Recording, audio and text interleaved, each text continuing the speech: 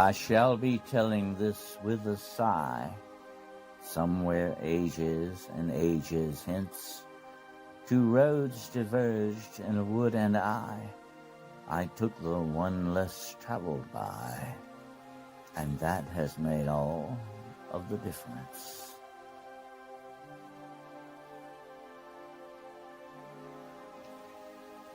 There are many secrets and mysteries in this world, strange places and events that call out to us to explore and investigate. These realms of the unknown and the unexplained are waiting for us, just over the horizon and down a dark road.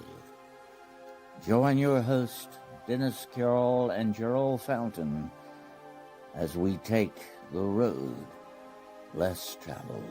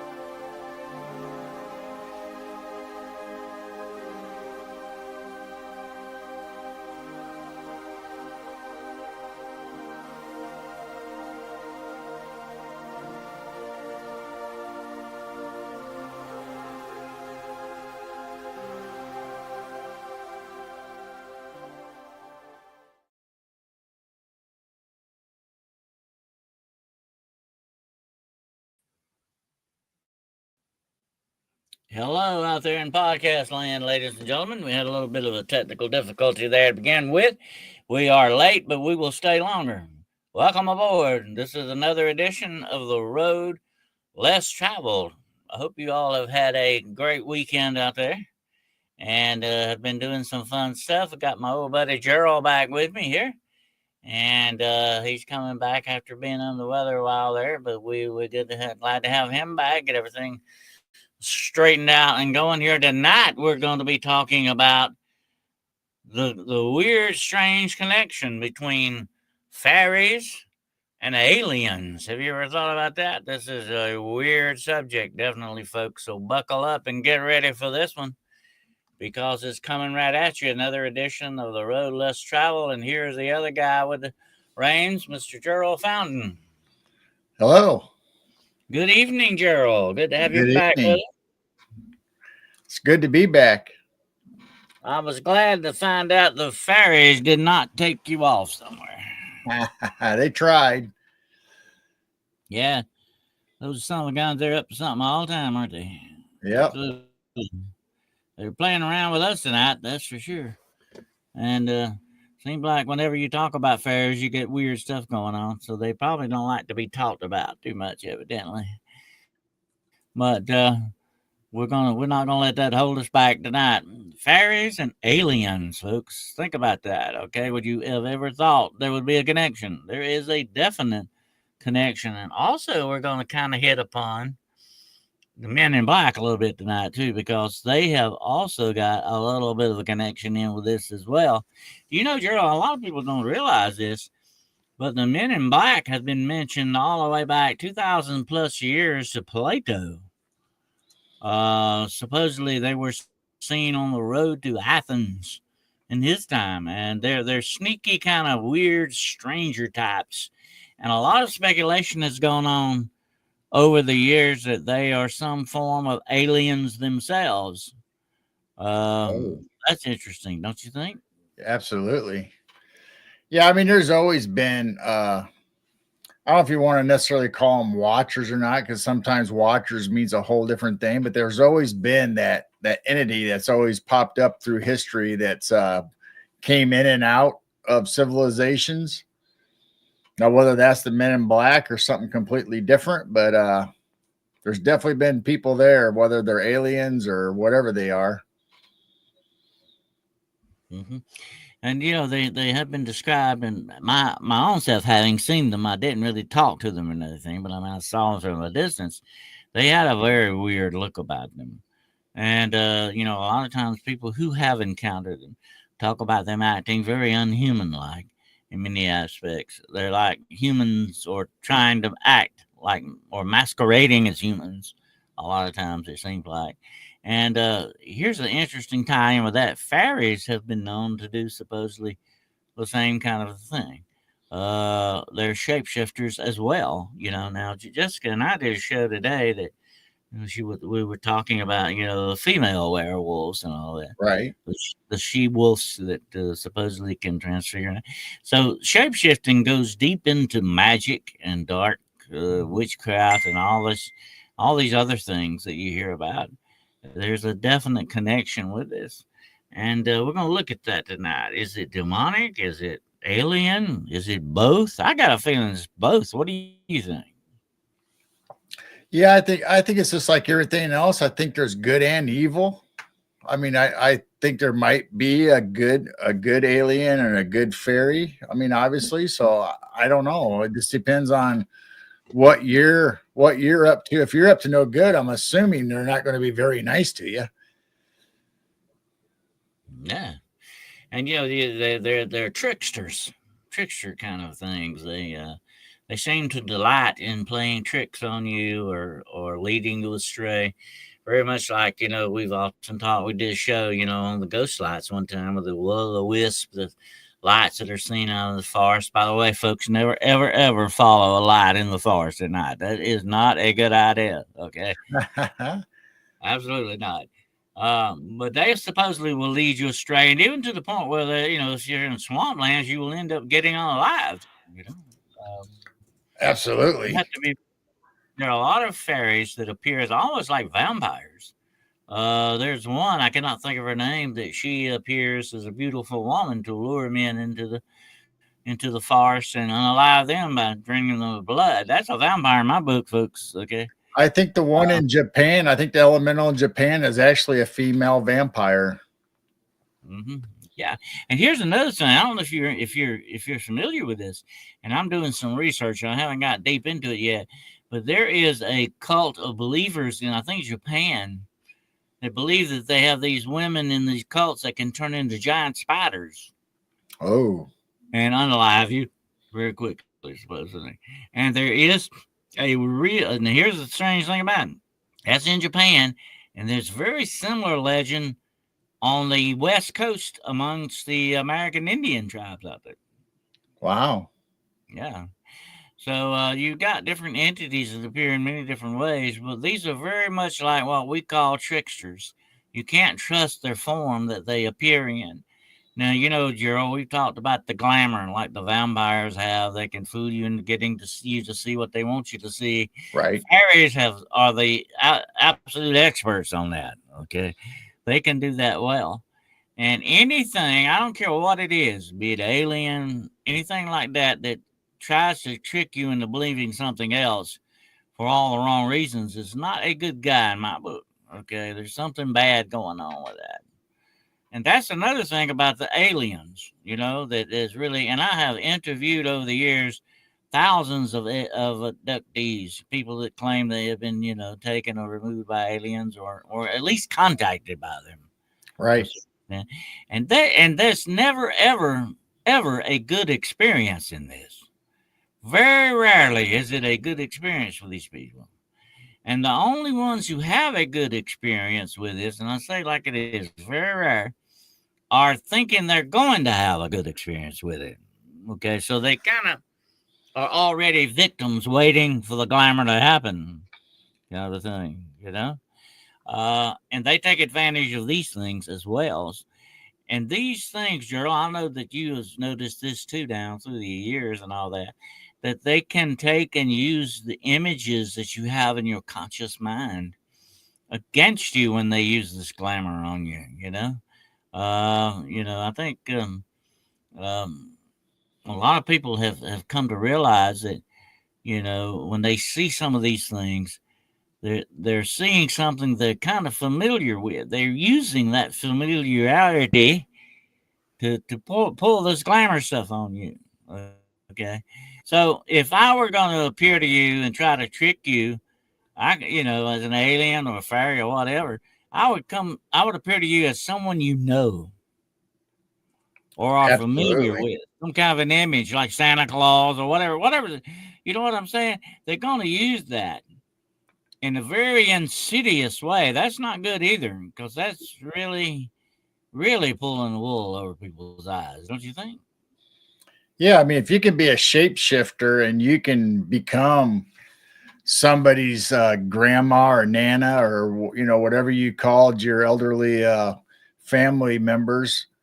I mean, if you can get that image in somebody's head, and if you can get the smell of their perfume, or maybe it was the smell of cookies or baking you associate with grandma, you can lure somebody right in with the familiarity. Like the robot grandma.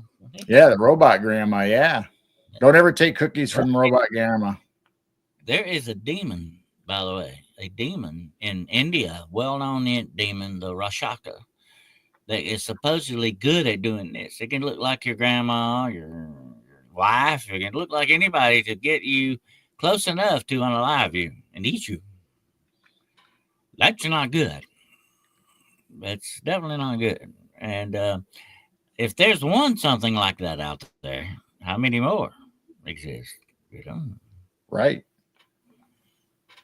So you can't believe your own eyes anymore, and all that kind of things, And that's why I was telling people, we mentioned that on Jessica's show today, and I've mentioned it many times in the past, and I will be doing a show on this very soon about how to protect yourself spiritually. Spiritual safety is what we're talking about. And when you run into situations like this, Gerald, you better go with your gut feeling sometimes on these things. And what is trying to tell you that, you and I, we've talked about that many times, about that spiritual barometer that you've got built in. It should go off like an alarm clock. Yep. Red flag here, there's something not right. You need to pay attention to that, because that might be the only thing that really gives you a clue to what's really going on. Yeah, I mean, a lot of times people will get the hairs on their back of their neck, or their arms will stand up tingling, or you'll get that uneasy feeling. And a lot of times we just brush it aside and like, God, forget it. I'm just crazy or imagining stuff. I mean, you need to really pay attention to that. If your hair is standing on the back of your neck, it's there doing it for a reason. And I mentioned that today. That's what that being watched feeling. You get it for a reason, and it's a leftover instinct from the jungle, from the wild, and it was a part of your makeup and your survival to feel these things and understand what's going on. It's just like, like I said today, it's like being in a dark room and somebody puts a gorilla in there with you. You feel that there's something there. You just don't see it, but you feel it, Right. Yeah, there's always that energy or frequency that you can feel, whether you can see the person or the entity or not.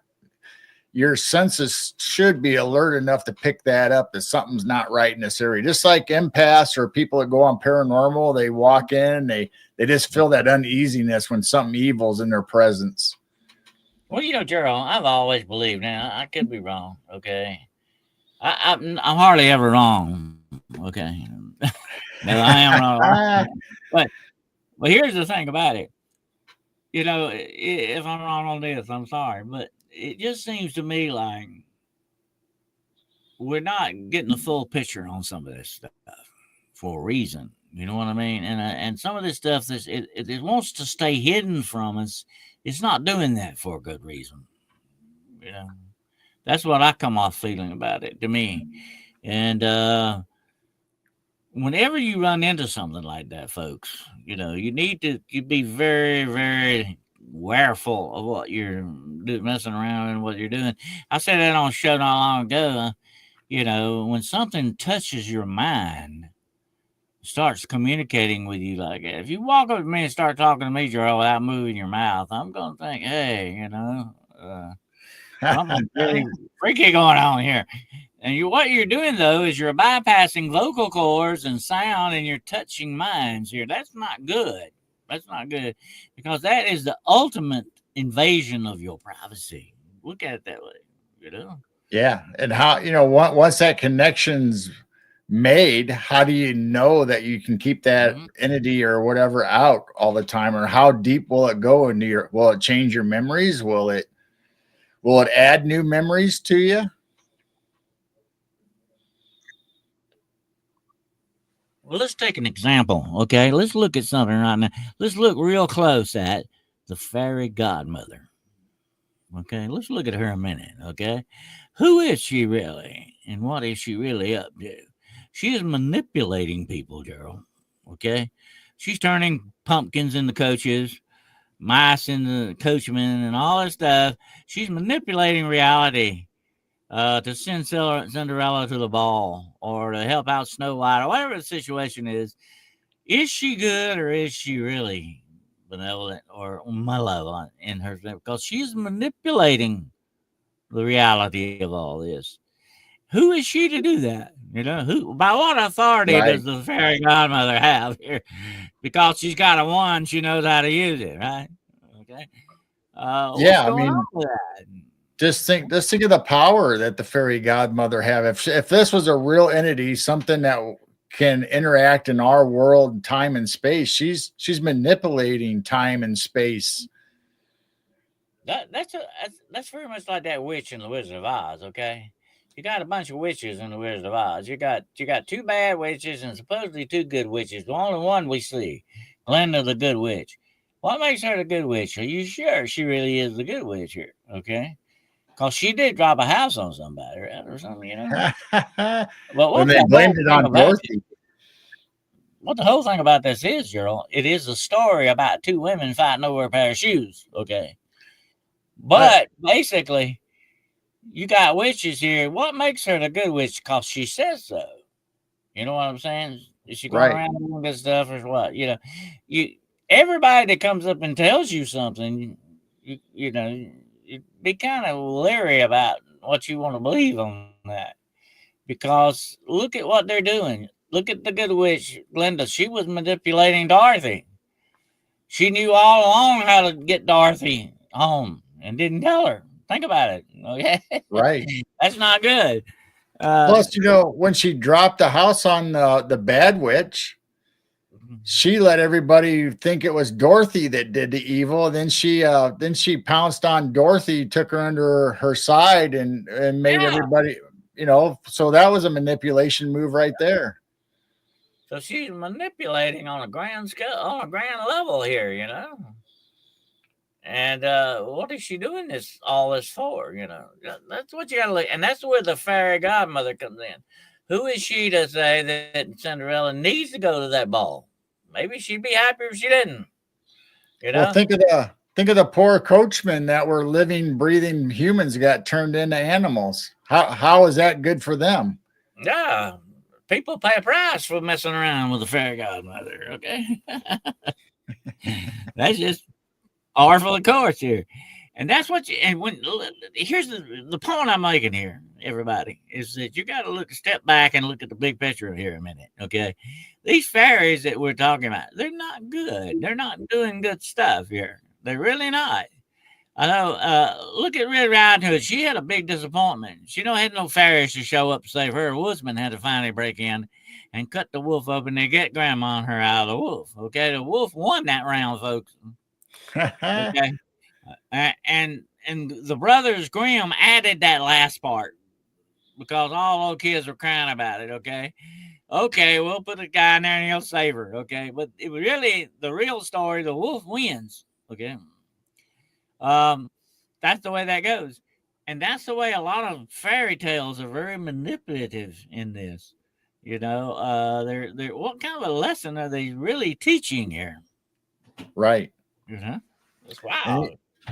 And even if you're the good character, whether it's Cinderella or whoever, whatever story you're talking about, even if you win or the good person, are you really winning? What did you win exactly? Did you give up a piece of yourself to get to that result? Yeah, that's strange. And another thing about the fairies and the alien connection. Well, let's talk about that in a minute. Aliens abduct you. Okay, they take you on board the ship and do all kinds of weird stuff, stick probes in certain parts of your body and all this other stuff. That's not good in my book. I don't care which way you look at it, people. That's just not good. That's just not sound does not sound like the good guys to me. You want to believe that they're your space brothers, and they come here to cure cancer and everything's gonna come up roses in the garden and I'm sorry to disappoint you. Okay. But I don't see that happening with these guys. I don't see them do that.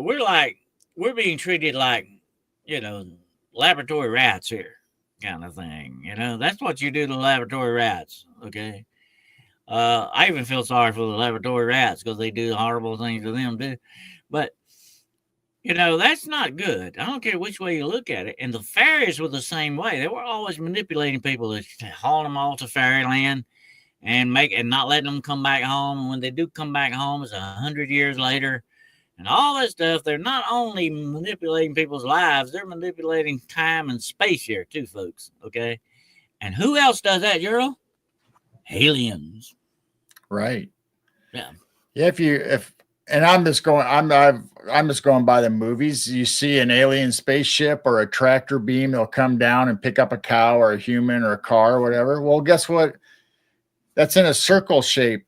And fairy rings, mushroom rings that Faye uses are also a circle shape. So is a circle shape like a portal? Here's something else, Gerald. You got to consider somebody's got to pay for that cow. Well, somebody's got to pay for that cow. Okay, what we're looking at here is what? Robbery. They're stealing stuff here, folks. Okay, they don't belong to them. That's not good either. Maybe aliens just like milk. Maybe they're doing a barbecue. I don't know. If they did, I think it's a bad thing that we don't get invited. Well, maybe it's a good thing. We never get invited. It's probably not a good thing. A galactic barbecue. Who wouldn't want to go to that? Well, we might end up being the barbecue. Oh, how to serve your fellow man? If it's reptilians, you may end up being on the barbecue.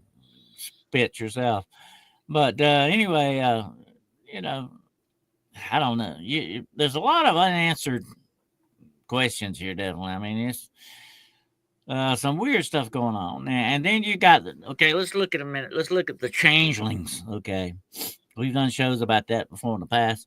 The changeling, that's not good. That's kidnapping people's children, okay? That's kidnapping children. Yep. And replacing them with a sickly little fairy child that's going to either grow up eventually to be a monster or that like the Pine Barrens got, Jersey Devil, or they die on you, Yeah.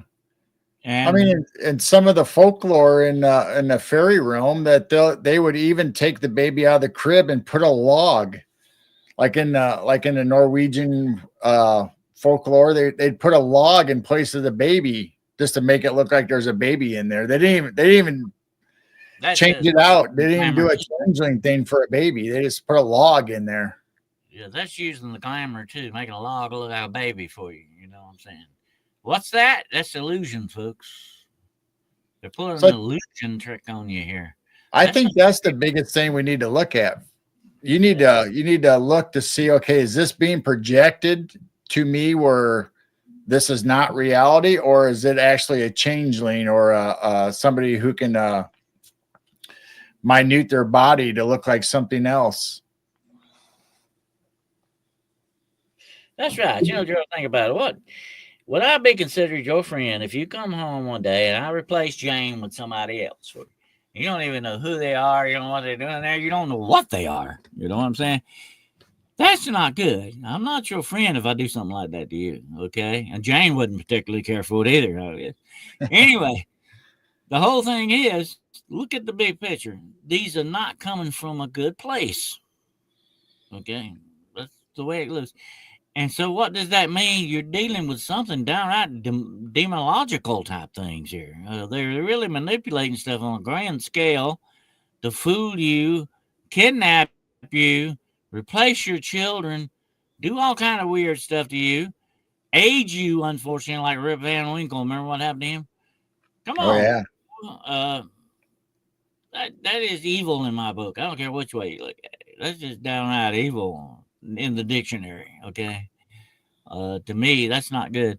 So how can you say these guys are good? How can that fairy godmother come off as being so wonderful, guardian angel type thing? How can all these things are being what grandly misrepresented? They're misrepresenting themselves. And you know what I've said about that in the past, Gerald? If you ever misrepresent yourself, you claim to be something that you're not or whatever, you're usually what? A bad guy.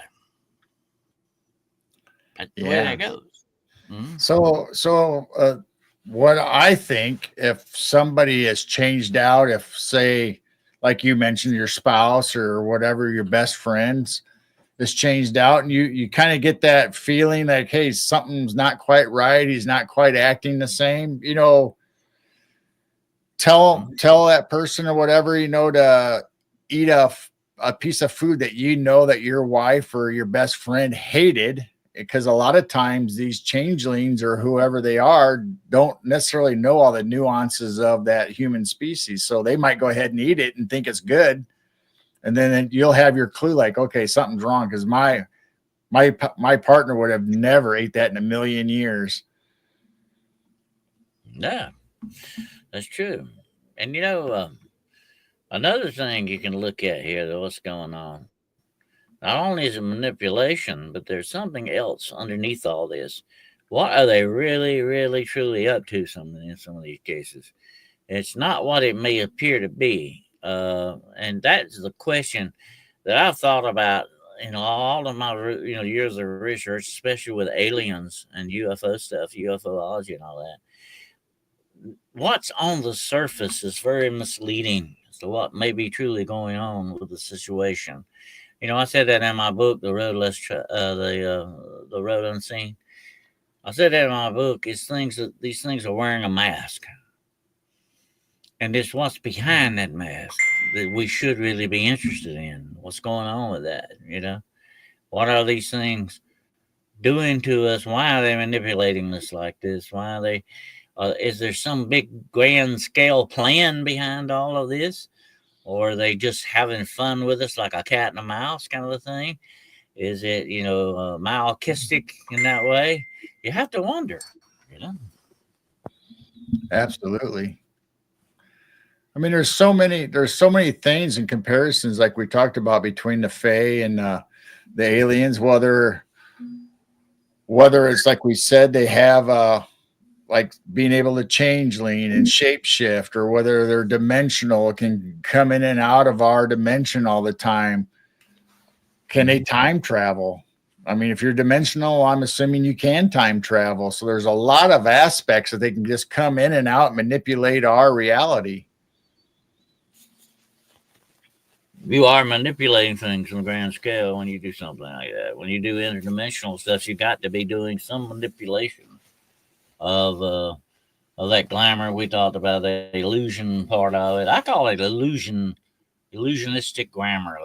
Glamour. That's what it is. It's illusionistic glamour. It's designed to fool you into believing something that's not real or not true. Uh, that sounds very much like something the CIA would definitely be involved in. Definitely something they would like. Absolutely. And when they contacted me that time, and I don't think they expressly contacted me and tried to recruit me for that purpose only. He just happened to mention that while I was there. Hey, why don't you hook up with us? And which I definitely was not going to do, folks, because mainly the only way you ever retire out of the CIA is through the morgue. Okay, most of the time, and but you have to wonder. They know about these things, and they know that this stuff is going on, and they want a piece of the action. I think that's what's going on with that. And I think, people have talked a lot about this lately, about mankind selling mankind out to certain things, And I believe without a doubt, and we've talked about this before, I won't get into that. That's something else for another time. But I believe without a doubt, the fallen angels are the supervisors and instigators of a lot of this stuff. And the demons are working for them, and they got people working for them, and they got probably aliens working for them too. You know what I'm saying? They're doing this on a grand scale. And I think that may be the underlying cause for a lot of this stuff. when you look at it. Right. That, You what know, you it's kind of like the old adage, you have a contract or sell your soul to the devil. I mean, you got to read the fine print. What are you losing? What aspect of your life or eternity or whatever it is are you losing when you make these deals? I'm glad you brought that up. Let me say something right quick to everybody listening tonight. I put this on my Facebook the other day. I won't get into real specifics because it's real nasty stuff, okay, folks? But when you sell your soul to the devil, when you sign the contract in blood, and by the way, don't ever sign stuff in blood. That's not a good idea, okay? But when you sign the contract in blood, he definitely want you to read the fine print. You're supposed to then give the devil a kiss. Now, the devil requires a kiss on a part of his anatomy that is used for bowel movement, shall we say, okay? And you have to kiss him there. That's the devil's kiss. The devil requires a kiss of allegiance. And when you kiss him there, he will turn around and slap you in the face. Welcome to the Black Eye Club. Okay? A lot of people have been talking about this over the years, and I think that's without a doubt why these people are showing up with black eyes. They made a deal and got the required slap for the kiss. Okay? And I've read a lot. I've been studying this for quite a while, and that's the conclusion I come up to. There's a definite connection with that. Okay, so if they're doing stuff like that, and the cloning that we think about, and some of these other stuff, and like we said this before many times, Earl, you said it, I've said it. Everything walking around out there, folks, ain't human. Okay, if it's got eye shine, it ain't human. If it's got red eyes, it usually ain't human. Okay. By the way, it's not a good idea to look at these things in the eye. We talked about that because that's where their power lies. By the way, they have that power. You ever seen a snake, Gerald? You ever watch snakes mesmerize their prey before they kill it? Yes, absolutely. That's exactly the way these guys work. So don't ever look them in the eyes, okay? They'll get you right where they want you for sure. And there is a thing in fairy tales and all that. If you go back and look, they're talking a lot about eyes in the fairy tales. Go back and look. There's a lot of hints to these things. And then you hear a lot about the alien eyes. Oh, I looked in the alien's eyes, and that's the last thing I remember. Yeah. Watch out, people. Watch out. Okay. Remember in Disney's Jungle Book when the snake came up and his eyes started spinning, hypnotizing whoever he was talking to?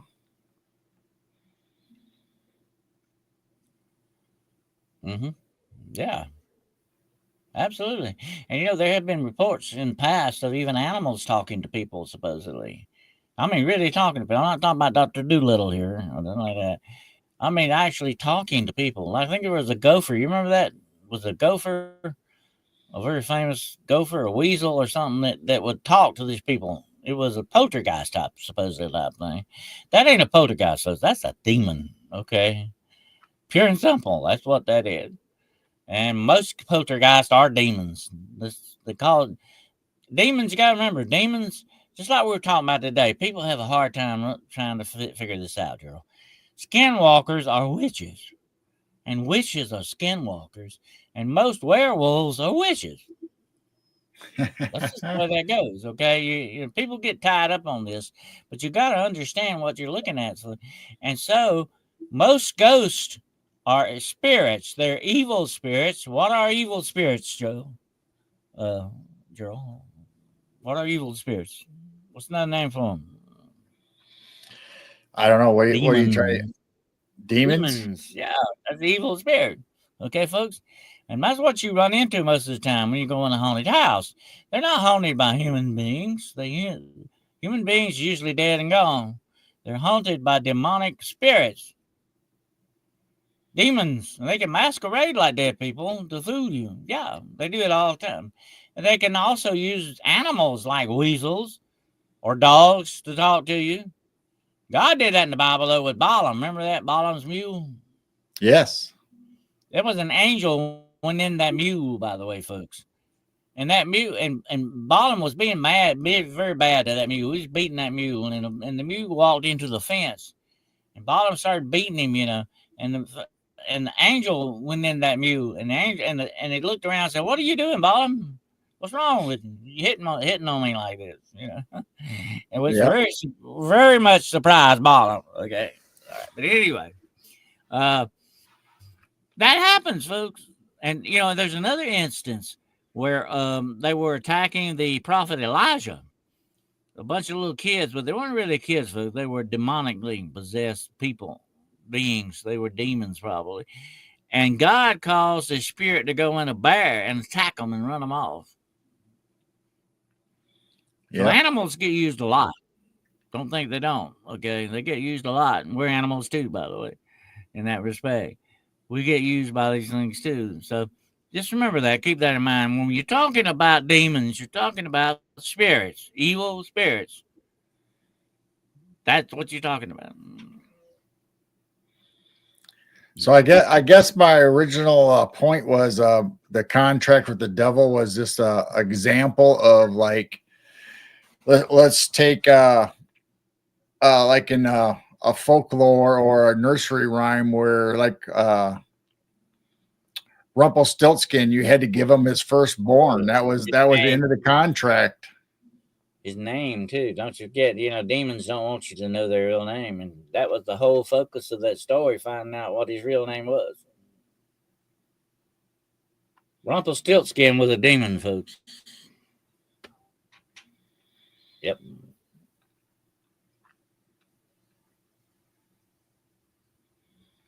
Absolutely. I think in some instances he's described as being sort of like a hobgoblin too, in a way. Yeah. But Some kind of hobgoblins elemental, definitely. Mm-hmm. Well, I mean, take a look at your average goblin, the way he supposedly looks. Will that not fill the book for a demon? Think about it. Right. Yeah. But there's a lot, and I agree with you, Gerald. There's a lot of truth in folklore and fairy tales. Okay, there's a lot of pointers, a lot of clues pointing to the clues that we need. I call them pointers. They point to these things to give you and make you take another look at them and say, "Oh, maybe that's where they're coming from on this. Maybe that's why it's in there." Maybe and when you look at the big picture on this kind of stuff, Gerald, you start to see another story emerging. You know what I mean? You begin to see another focus on this, and usually it ain't good either. You take, for instance, Snow White. Okay, she got put in a death trance by a witch because she ate a poison apple, right? And the only way, listen to folks, okay, and I'm not trying to be mean here, okay, but the only way they got Snow White back was for the prince to come in and kiss her. Sex magic, folks. Alistair Crowley would be proud. He probably wrote it. Yeah, I have. It wouldn't surprise me. But that's sex magic, We talked about sex magic. There is a big belief in cults and witch cults and all that in sex magic, okay? And you might say, "Oh, Dennis, was just a kiss," but how do we know it was just a kiss? What did it lead to? There may be a lot we don't hear about in this, folks. Okay, I'm just being suspicious because I have learned to be that way with doing research on this kind of stuff. Right. What's not being said here is another Well, question you got to always ask. we mentioned this earlier. At least I brought it up. I think that okay, so she's put under a spell, and the only way to bring her out of it is the kiss of the prince or someone else. So what does that prince lose?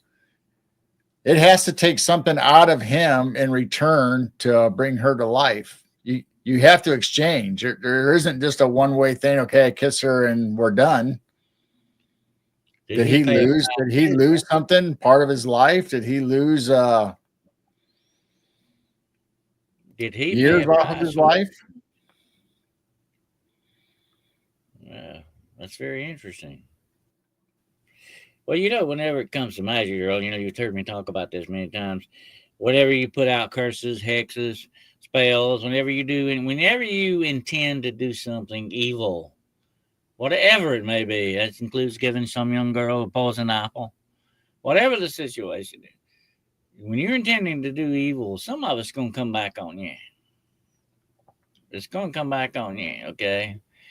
That includes the prince, too, probably, because he had a part in it as well. He was sort of a magical solution to this. He probably paid something of a price, too, for what he did. This is wild stuff when you think about it, folks. This is not just fairy tales. It's getting very deep here, okay? Very murky and very deep in the way these things are outlooked. What's the real story being told here? You have to ask yourself that sometimes. There's always a price to pay. Always a price, especially when you deal with the devil and dark forces. I've said that before, Gerald, and you have too. When God does something for you, He never asks for anything in return. He wants you to believe in Him, of course. He wants your love, of course, to that. There's no wrong. But I'm talking about He doesn't sell you a bill of goods for a price. Right. It's always free with God, folks. There's no strings attached. The devil, on the other hand, does not operate on those lines. He's got a string on everything attached to it. And it's usually a price you do not want to pay. And you see that happening in fairy tales a lot, too. Some people paying the price. Look at I always felt kind of bad and sorry for the mean stepmama and the two sisters. Remember them? Cinderella? Yeah. What happened to them? Did they get run out of the country? Or what? I've always wondered about that. They sure got the short end of the stick on that, girl. They definitely did, but they were up to no good. So they kind of got their just desserts, and we don't care too much about them. I've often wondered what was their story. Didn't they end up like drunk in a tavern somewhere talking about that mean old Cinderella? But we need to know the beginning. We need to know the beginning of the story. Did the mother-in-law and stepsisters make a deal before Cinderella, and that's why they turned out that way? Was that their price to pay? They had an uneasy alliance kind of thing going on there, definitely. And I think Cinderella kind of violated big time by showing up at the ball, wearing those rather expensive glass shoes. And I always got a saying from that. It's one of my favorite sayings. Listen to this, folks. Okay, if the shoe fits, Cinderella, wear it. But anyway, but that I don't know. There's a lot of them. You know what? Somebody once said about the story of Cinderella. It's kind of like the Italian mafia. You do something for me, I do something for you. Yeah. Yeah. Wow. But anyway, that is a connection. Now, the alien connection with a lot of this stuff, and let's go over that right quick again. Some of this stuff is very much connected. Aliens abduct people. They do things to people. Sometimes they experiment on. Sometimes they even supposedly have been known to cure diseases that people had, or they put them back differently. But I don't think it's benevolent. I think it's malevolent. They didn't start out to cure the disease. That just happened to be a byproduct or whatever it was they did, kind of a thing. So that don't count as being good. If you didn't do it for good intentions, it usually doesn't count for being good. Okay, folks. Anyway, fairies were along the same kind of lines. And when they took you remember the different courts of the fairies, you had the different courts, the Sealy court, and you had all the rest of the different courts. And the Sealy court was supposed to be the good. So you had a bunch of good fairies, and then you had a bunch of bad fairies, okay? Just like you do people, okay? And probably aliens. You have a good batch and you have a bad batch, okay? Right. And it's always the bad ones that get the publicity more than the good ones. That's just the way that goes. And I think aliens may be along the same lines as that. But you don't very rarely ever hear of these aliens doing good things. Really don't. And that's what makes me so suspicious of them being downright demonic. Because the demonic no matter how it presents itself, no matter how good and smiling it may seem to be, it's always a put on to catch you off guard. That's just the way they operate. Okay, that's them. That's just demons being demons. Okay, that's the way they operate, and that is the very same way these aliens are supposedly operating on that same level. So that's what makes me to think that some of these may be demons in masquerade. They may be disguised as aliens, or putting on that. We talked about this before, and I won't get into this tonight. Well, we do know, Gerald. You and I have talked about this. Demons take certain images and use them for their own purposes.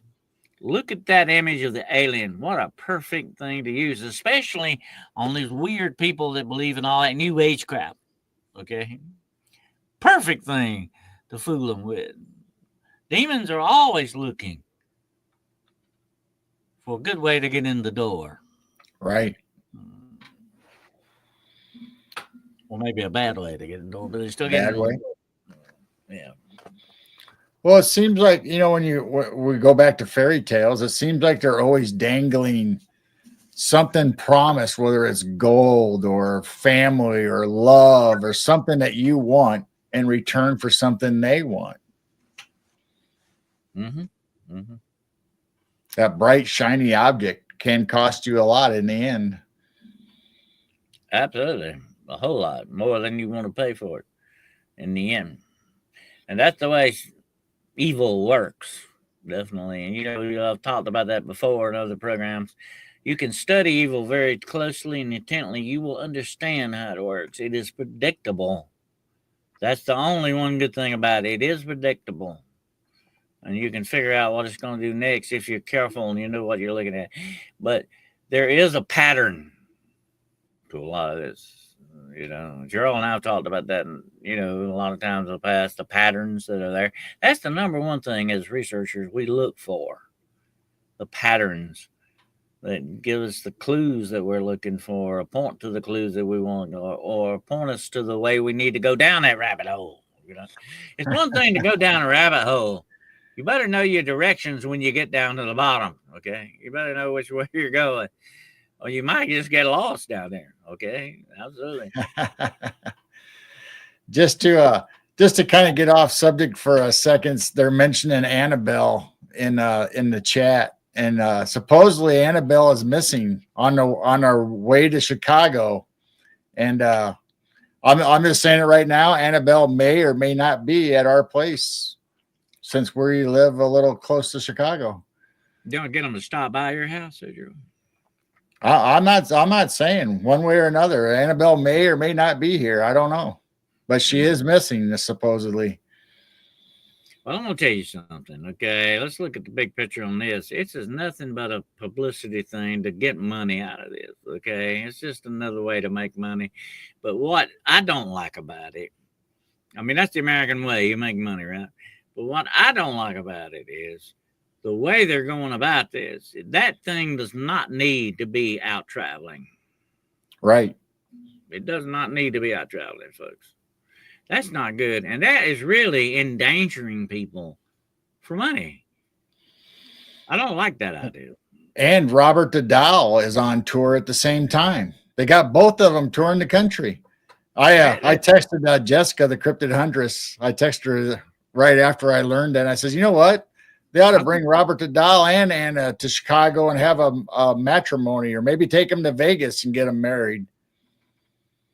I think it was John D. that said, it's one thing to deal with the devil. It's another thing to tweak his nose. That might not be a good idea. I mean, it was locked away in that museum for a reason. Exactly. Why are you bringing it out? Exactly right. Now, there are traveling museums and they are on displays and all that, but they don't travel cursed items, folks, usually. A cursed item is just something you really don't need to handle. You don't even need to be in the same room with it. You really don't. That's just the way I look at it. If you brought a cursed item to me, I'm not gonna hang around it long. I'm not gonna handle it.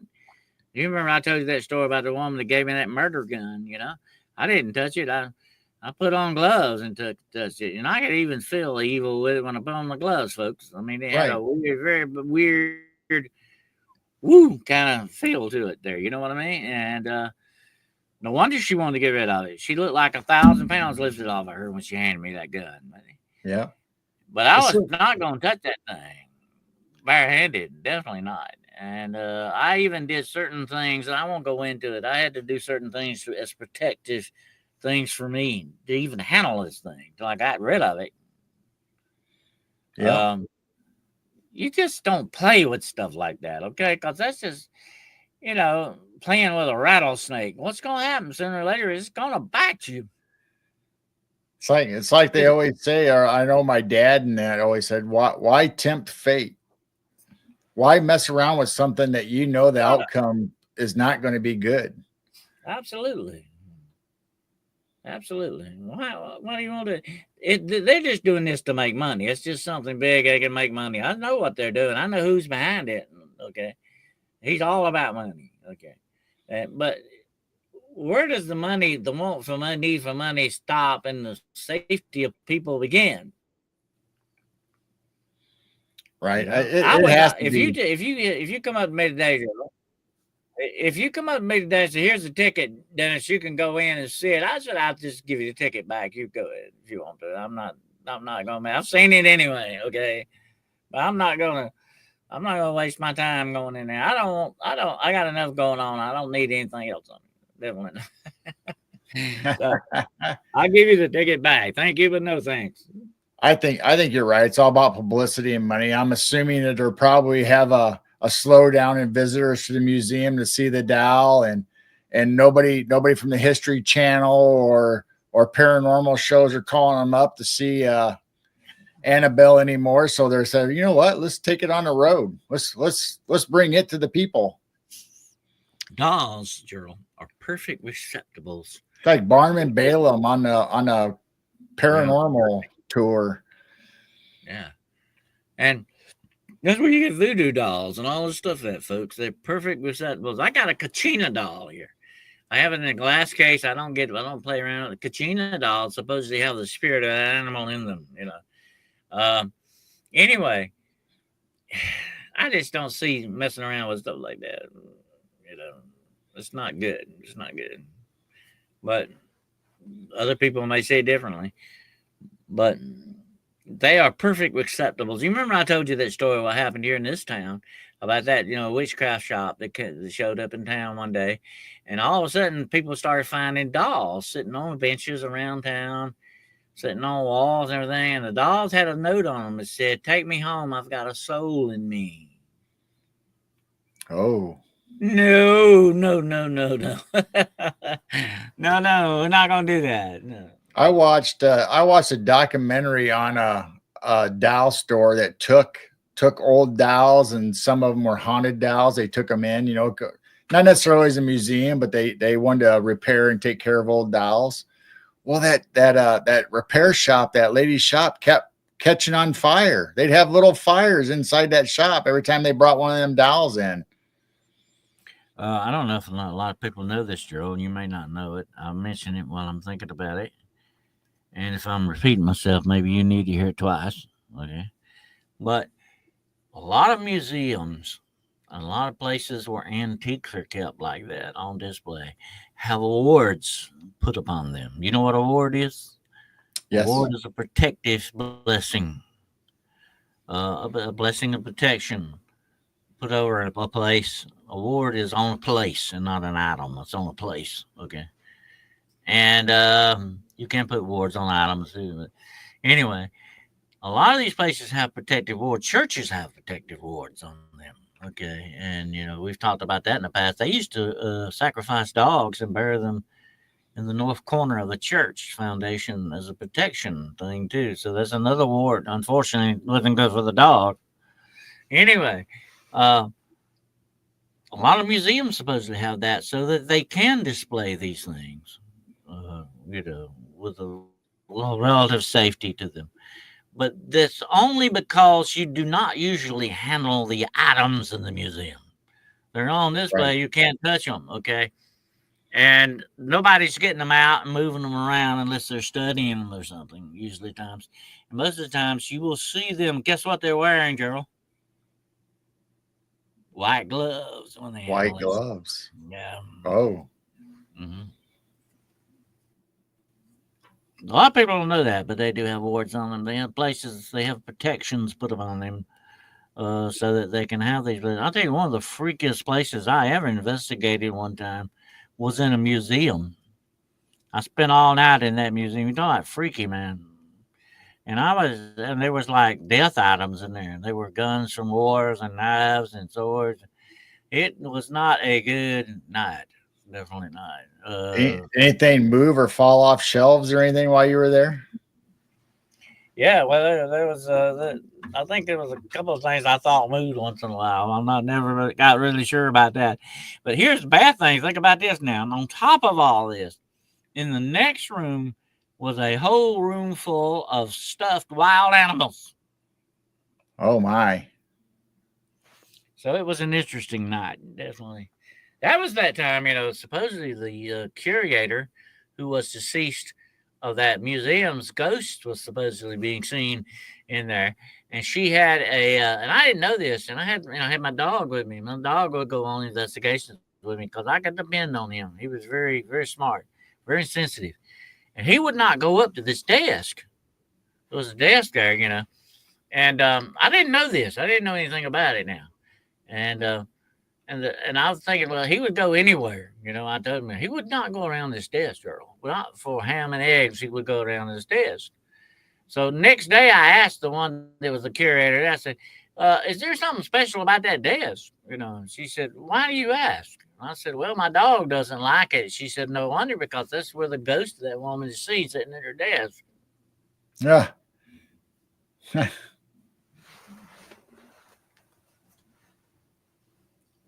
True story. Wow. You run into those kinds of things when you go around antiques and old things and all that, because you got to remember a lot of pain and trauma is transferred to atoms sometimes, whether they be held in death or war or whatever the situation, or whips that have been used to torture people, or instruments that have been used in field surgery. That's pain involved in that, folks. A lot of pain. Right. And that stuff gets transferred to atoms, Gerald. Well, even spirits, and you can read it in old manuscripts and oral history, even where spirits would rather go into a human host or a live host, but if they can't, they will choose objects to hold themselves until they can transfer to another host. And you know something? Let me stop a moment and warn everybody here. Be very, very careful what you read out loud. If you find an old manuscript, it's not a good idea to read some of these things out loud, because once you read them out loud, you give them power to live. You put a certain amount of power in them. So it's never a good idea. Unless it's a poem or something you want to read, that's fine. I'm talking about if you find old manuscript and stuff, it's not a good idea to read anything like that out loud, especially if the book tells you not to. Yeah. Don't do it. Okay. Absolutely. I think of the Necromonicon when I think about that. You would definitely not want to read the Necromonicon out loud. No. But I don't know. See, you're very correct in that matter there, Gerald. People should not tempt fate. There's enough bad stuff in the world already. Why you want to add more? Yeah. That's the thing about it. You would think people have enough problems day to day in just ordinary life with it. What to bring a spiritual problem into your life, a dimensional problem. Absolutely. But people gonna be people, and I have actually seen people over the years dare demon spirits to jump on them or fight them. I'm a demon fighter and all that. So yeah, one day you'll be a fighter, all right.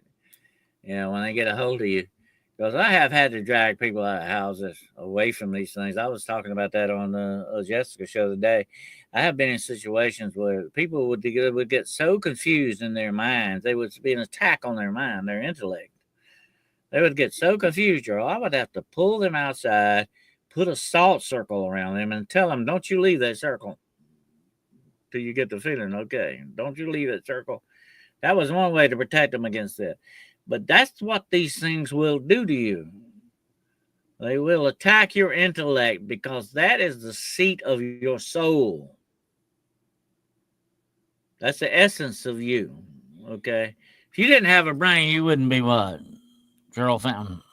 Okay. You might not be Gerald. Well, you might still be Gerald Fountain, but you wouldn't know it. Okay. Right. Anyway. But that's the seat. Your intellect is very important. That's the first thing demonic forces attack. They overcome the mind first. And if they can overcome the mind, if they can overthrow your mind, then they got you right where they want you. Yeah. And if you were to give me an army and say, Dennis, you need to attack this castle, and you throw 1,000 men against it, I would say, tell me one thing. Where's this weakest point? That's where we'll attack. That's how you do that, folks. Demons are not stupid. They know what they're doing. Especially their supervisors know exactly what they're doing. Be very careful with things like that. They're not stupid. Don't ever underestimate your enemy. That's a bad mistake. I mean, it's just like we were talking about earlier before the show about being specific with AI to create stuff. You have to be very specific when you make wishes or stuff. Say you had a magic lamp and you could rub it and get 3 wishes. Well, if you're not very specific about your wishes, you could end up getting the wrong thing or even something you don't want. What Jesus said in the Bible, Gerald, let your answer be yay or nay. Anything else comes of what? Evil. So what's Jesus telling you here? Watch your mouth. Yep. So that's the old adage: be careful what you wish for. Yeah. And some people really need to watch your mouth. I want to ask them, do you kiss your mama with that mouth? But or your wife or whatever, your grandbabies or whatever the situation is. But really, we need to be quiet a lot of times when we're not being quiet. And he said that's a very distinct warning to people about not letting your plans be known. Things are out there listening and watching. And they'll say, well, old Gerald says he's going to go fishing tomorrow. We'll take care of that. Or whatever. So it's not a good idea to let them know you're going fishing. That's the way that works. And Jesus, even if he was not the Son of God, he was the greatest teacher that ever walked this earth. Well, he was the Son of God, too. I believe that without doubt. But he taught very smart spiritual concepts that resonate with us to this day that we need to learn more about and exercise them more in our lives. We will be happier if we do that, But the man was brilliant and concise and very logical in these things. It was the logic of God, not man, anyway. That's the interesting thing, Yep, absolutely. But getting back to the fairy and alien connection and the Men in Black as well, they seem to fit the bill of falling into what I call non-committable agents of evil, kind of. They're always nefarious and up to no good. They appeared at the Salem witch trials, folks. They were seen on the road to Athens in the time of Greece and Plato. They were known to be seen or supposedly have some stuff going on in the Roman Senate. They pop up throughout history, and they won't be specifically called Men in Black most of the time, although their attire is mentioned as being dark. But they're usually called strangers. Now, when they talk about strangers, they're not just meaning somebody they don't know. They're meaning somebody from a foreign place or something, somebody who shouldn't be here. Right. And there's a one very famous one that was at the very beginning of this nation when they were having a big contention at the Continental Congress. They couldn't figure out what they were going to sign, the Declaration and all. Everything was just messed up. One man stood up. To this day, nobody knows who. They call him the professor because he looked kind of like a professor type of a guy, you know. But he stood up and gave such a great orientation about the future and the bright future of this country and the freedoms of the world that hung in the balance and all this stuff that when he got through, they signed. Wow. Who was that guy and where did he come from? Was he, if he wasn't a man in black, he may have been an angel. Okay, we Well, don't know. some people say it was the vampire from New Orleans. Remember that? Well, some say it was Comte Saint Germain. Germain, yeah. Some people believe it might have been him, but that's very strange that these guys show up at pivotal times of history.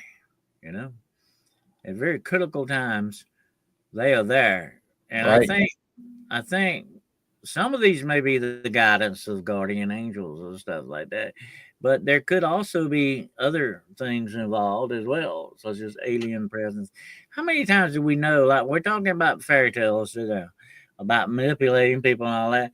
How many times did we look back in history were we not manipulated in certain ways by strangers that we didn't know anything about, you know? And why? Were they like time travelers that come back in time? Maybe they straighten something out, or like they did with the Continental Congress, or what? You know, that's weird.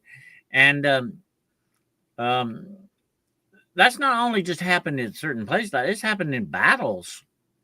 When the battle was going wrong or something, you know, somebody showed up and all that. It's just too much of a coincidence to be a coincidence. You know what I mean? Yep, absolutely. That's weird. But you know, I think a lot of these people walk through and out of our history. A lot of them are not known, and definitely, but they have roles to play, and they're there for a reason.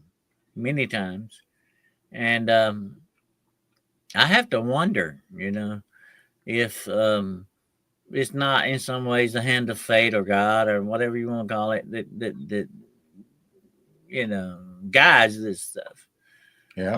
the way it needs to go.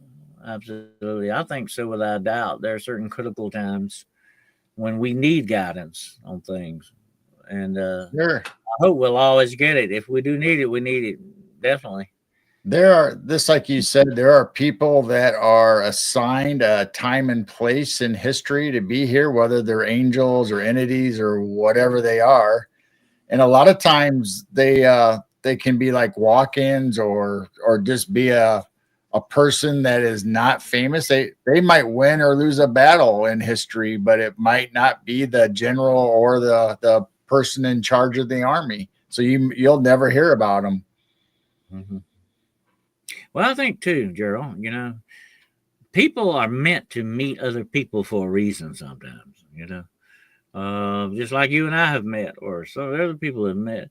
People are meant to meet for a reason. I think that's part of destiny, part of fate, kismet, whatever name you want to call it.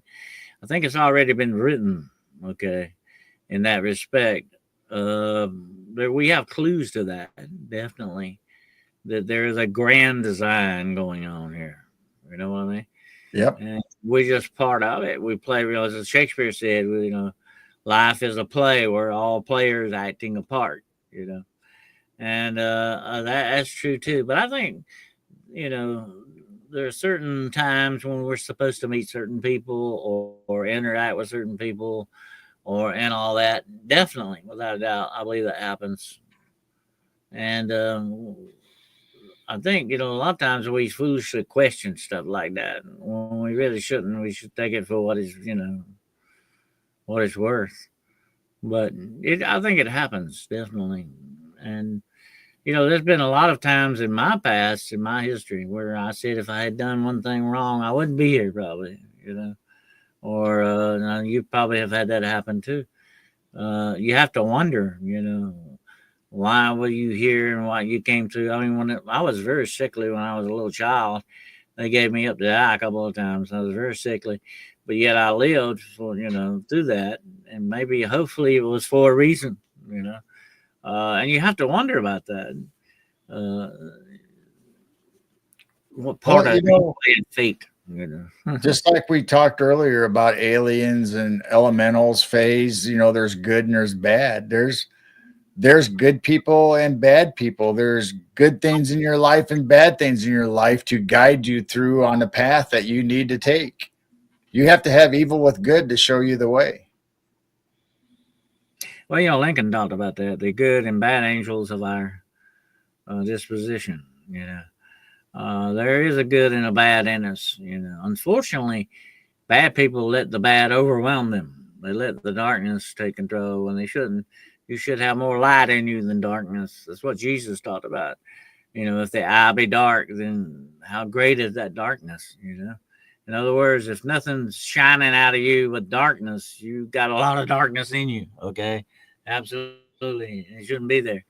You should have light in you shining out. But that's the way it goes with humanity. Unfortunately, we lose touch with that, or we don't even think about it. Way over half of humanity doesn't even consider the spiritual aspects of life. They only are stuck in that physical realm. They don't even know that the seen and the unseen of this universe is interacting with us in that way. It's very sad too that they would lose that much of life that's going on around them, that they refuse to see it. Science is that way. Science does not really truly recognize a little bit, but not a whole thing of the spiritual concept of the universe itself. It's beginning to, more than it ever has before, understand some of these ramifications, but it's got a long, long, long way to go before that. Like a lot of these scientists, unfortunately, have their blinders on 24/7. They don't ever take their blinders off. Right. They're looking at everything through very dark glasses. That's the way it goes. But maybe one day, hopefully, we hold out for the good part of that we'll win in the end. Well, until then, we will have something like fairy tales and the stories of aliens to look at and wonder and ponder about and ask questions about and wonder if we're not being manipulated, definitely, or if some good and bad in all this. I believe without a doubt there's a lot of good and bad in the world. I believe I just, I'm an optimist. I hope that there's a whole lot more good in the world than there is bad. That's just me, okay? But I like to feel that. That gives me hope for humanity in many ways, that there's more good than evil out there. Although evil is the one that gets all the publicity, Nobody wants to talk about good news. It's always the bad news. That's why, I know you remember Paul Harvey. I used to listen to him every day. Yep. The rest of the story. And that was the good thing about Paul Harvey. He told good news. He talked about good things that were happening to people and good things that happened to people. And I always loved to hear him at the end. He always had that dramatic pause. This is Paul Harvey. Good day. I always loved to hear. He was great. Now that's a real newsman, folks. By the way, that's a real journalist. Not these so-called journalists you got now. I don't know what they are. They shields for certain political parties. That's all they are. But anyway, he was great. But he told some great stories. He's a great storyteller too, by the way. He could tell great stories and all.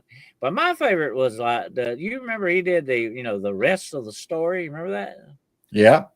That was great. He would tell stories about famous people. You didn't know who he was talking about till the end, And he told one about Keanu Reeves, Supposedly Keanu Reeves would buy stuff for people. Very generous guy, they say.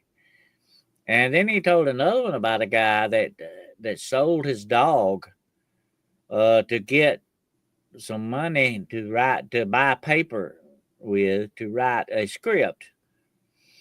And he loved his dog, but he sold the dog to get the money.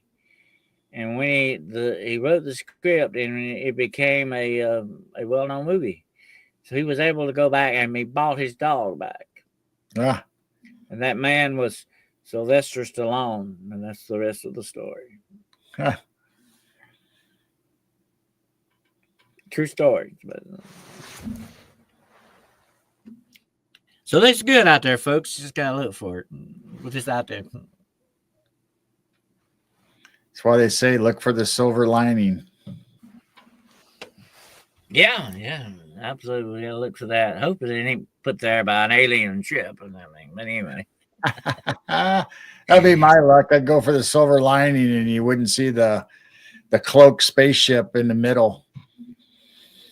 Oh yeah.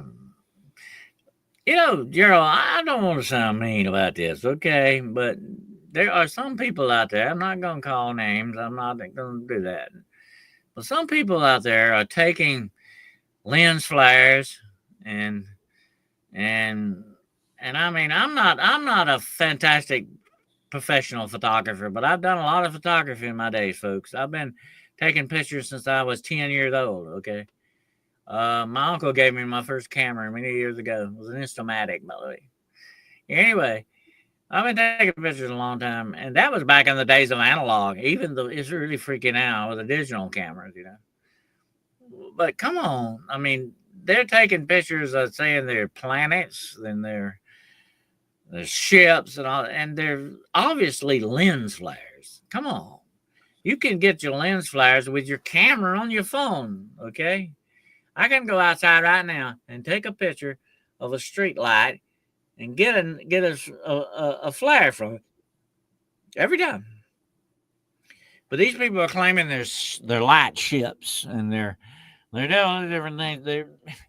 Let me just say this is what really bugs me. They're reading something into that they want to see, not what's really there, folks.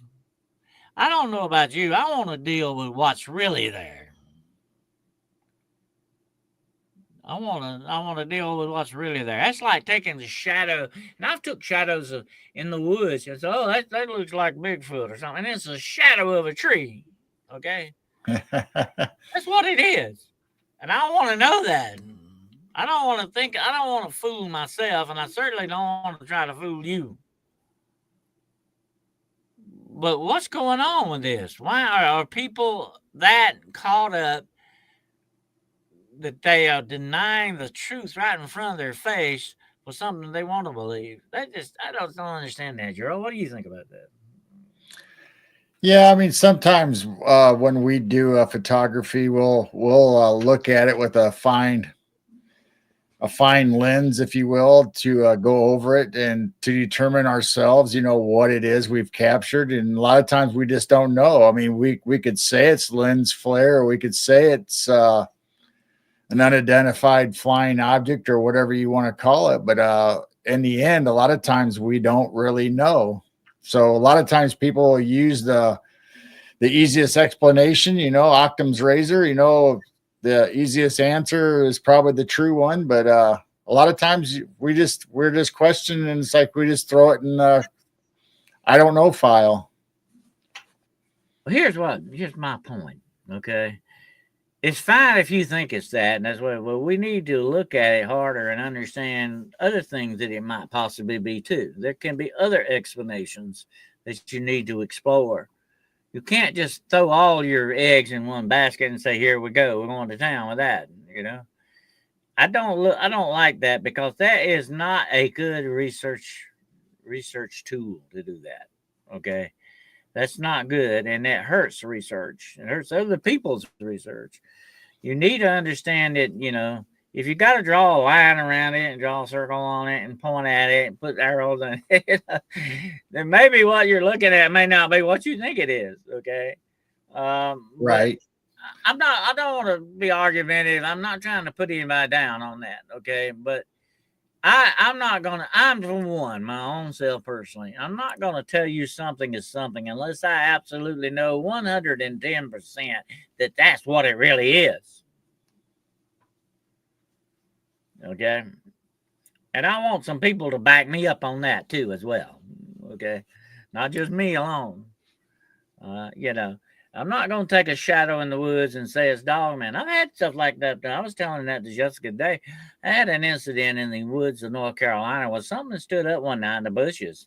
And I cannot tell you, I'm not going to tell you it was dog man. I don't really know. I can't tell you that for sure. It looked like something like that. And somebody said I was a bear. No, bears have rounded ears. This had pointed ears. It was like a wolf, but I'm not saying it 100% dog man because I could not see it that well. You understand what I'm saying? So Yeah. I'm not going to say that's what it was. I'm just telling you what happened. Okay. But, You can but draw your own there is a conclusion. chance, though. Yeah, you draw your own conclusion on it.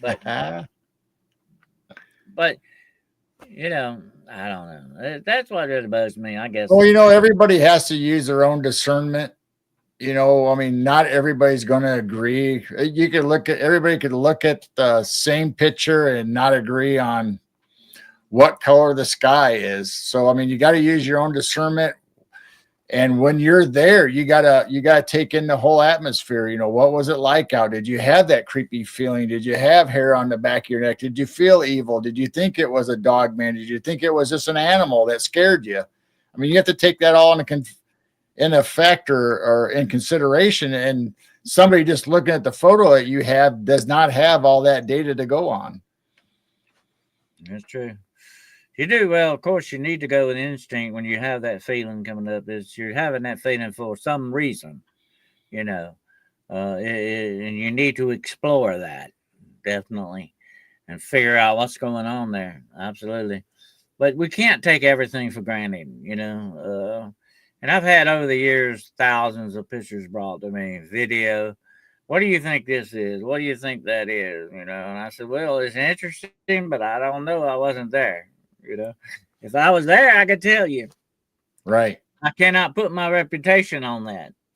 And you shouldn't put your reputation on it either, because it could be other factors involved in it.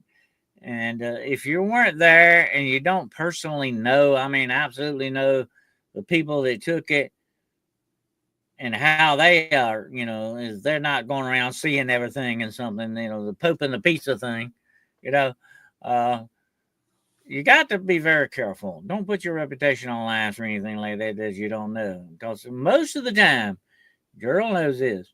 You stick your neck out, you're going to get your head cut off if you're not careful, okay? Yep, stretch that neck so out. don't put yourself in that situation. Yeah, you want to keep your head. Yeah, definitely. Well, anyway, that concludes our show tonight with aliens and fairies, and we advise you to do your own research into this because it is much deeper than one show can cover. That is a very interesting correlations going on with aliens, fairies, men in black, and all this other stuff. I think this is somewhat of a components of a spiritual realm out there, folks, that definitely needs looking into and more research done on it without a doubt. And I think it can affect us in many different ways. And I think what we are seeing a lot of times is sort of the fallout of that realm around us. What do you think, Drew? Yeah, absolutely. I like we've said all night long, use your own discernment. I mean, you are your best judge. Mm-hmm. Yeah, and that's what we all need in this world today, more than anything that we have ever needed before. And that's discernment in all things.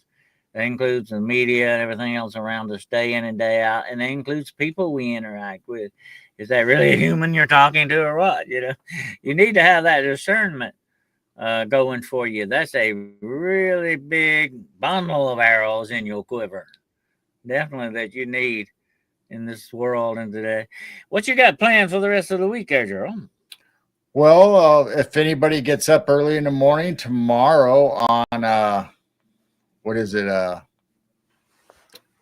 Esoteric Atlanta with Bryce Watson. We're going to be on her show. Me and Jane was on there, and we did an interview with her on Egyptian artifacts and things found in North America, whether it was the Grand Canyon, Central Illinois, Ohio, Tennessee. We talked a lot of subjects on that, and that's going to air on her channel tomorrow. And then Wednesday night, we'll have the Night Owl Lounge. And then Sunday, we have Mark Ollie coming on from the UK, and that'll be an afternoon show on our channel. And we're going to be talking about crystal skulls. And he actually owns a crystal skull, by the way. So hopefully he'll get it out and show it on our live show. All right. Yeah, well, you'll enjoy Bryce. She is an excellent historian and researcher. I always enjoy listening to her, and she comes up with some wild stuff too sometimes. So you better watch your clothes now. Okay. Yeah. Anyway. So us and Bryce are going to be going back and forth. We appeared this time on her channel. Then the 22nd, she'll be on our channel. Then we're just going to keep flip flopping for a while back and forth, I think. Yeah, that's good. That's good.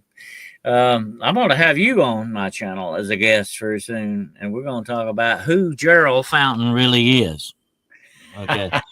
This is going to be a real headliner now, folks. I'm an enigma. I'm going to have him on, and I'm going to put Gerald on the hot seat here. Okay? Oh boy. Better look out here. Okay. We'll even probably investigate his mafia ties. Okay. I should have left my beard and long hair on so I could cut it off after the show. Yeah. What happened to him anyway? Oh, that is you. Okay. All right. It's a twin brother. I knew there was somebody under all that hair somewhere in there. But anyway, join us Wednesday night for Hunting the Shadows. And you know, I'm going to say something tonight about this show, Hunting the Shadows and Paranormal. We're starting to lose some loyal fan base here. I don't know why. We're starting to slack off a little bit here, folks. I don't like that. So we need to up the ante here. We need to start getting more people involved and all that. We're falling off on viewership, and that's not a good thing. Okay, it's probably because it's getting warmer weather. I know, but still, there's some other factors involved in that too. So we need to, you know, reassess some things, I think, too, and how we're going about some of this stuff. But please be loyal to us, okay? You can watch other people. I'm not saying not, but I'm just saying please come back to us too, okay? Because we need you, definitely, and we don't want to see our fan base shrinking on us. We want to see it getting bigger. We won't see it go the other way, okay? So don't get us alarmed for nothing here. But check on that and make sure you got some of your friends involved and get them on the channels. Support Gerald's channel. He has a store. Yes, he has a store, and support his store. Ask that you support Jessica's channel. Support her store, War Woman Goods. And our good friend Heidi Pop, please support her channel as well. And Chantel Mayberg and Africa, Aquarius Rising Africa. Please support her. And our good friend Kenny Skyfox, Lord Star Fox. And please support his channel. Give them all some of your love there, folks. Beyond the Box and some of these others, Bigfoot, Michigan Rob, and all the others that are part of us that we're like to say, we're not competing. We're not competitors. We are cooperating with each other. We're, you know, we're hooking up and we're connecting. Okay. That's the way we do this stuff. So please, you know, keep supporting us out there. We appreciate it and all that you do and all that you help us with, financially and otherwise. We really appreciate that. We appreciate you showing up every week to hear us talk and what we talk about and things we get in subjects and all that. We will be looking for more guests in the future. Definitely, we want to do that. And see how that goes as well. So please keep your support going for us, okay? And we appreciate that very much. And watch out for those fairies and aliens, because they may be in cahoots together. I gotta wonder about that. Absolutely. That's right. Don't take a spiritual mafia here going on, okay? We might have to call John Wick in on this one or something. I don't know. But anyway. We appreciate you all being here tonight. And if anything, here's another thing. And then Gerald and I have talked about it. And we'll mention this before we get off. If you got something story you want to tell us, you got something you want that's happened to you, you want to relate to us, get it off your chest. That helps to do that sometimes, folks. Please contact me and Gerald. Okay, we want to hear your story. We want you to tell us about what's happening. We want your experiences. We want to hear about it. And we are the last people on the face of this earth that's going to think you're crazy, okay? Right. So don't go that route. Don't worry about that. We're definitely going to listen to you. We're going to believe you. Okay, absolutely, because we've seen too much not to, okay? And I want you to stress that. So if you have anything like that you want to share with us, please do so, okay? And we will be happy you do. So any last words you want to throw in there, Gerald? Well, I would say don't take any wooden nickels from a fairy or a robot grandma. Where are my wooden nickels at anyway? Well, they're in here somewhere. Right. I need to quit taking mine. I'm running out of room with them there. Okay. But anyway, we'll appreciate you, Gerald. I'm glad you're back and feeling better. And we want to thank all of you for joining us tonight. Be careful out there. As we said so many times before, keep that old head on a swivel and eye on your six. Watch out for those fairies and aliens, and please don't go out hanging around with them. They're not good bar companions, folks, okay? They're not going to do good for you, okay? Yeah. So remember that, and take care of yourselves out there till we get back together again. Until then, hold on to the light. Don't walk in the darkness, okay? That's And right. until we get back together again, Godspeed, my friends. Ciao. Bye, everybody. Happy birthday, Ben.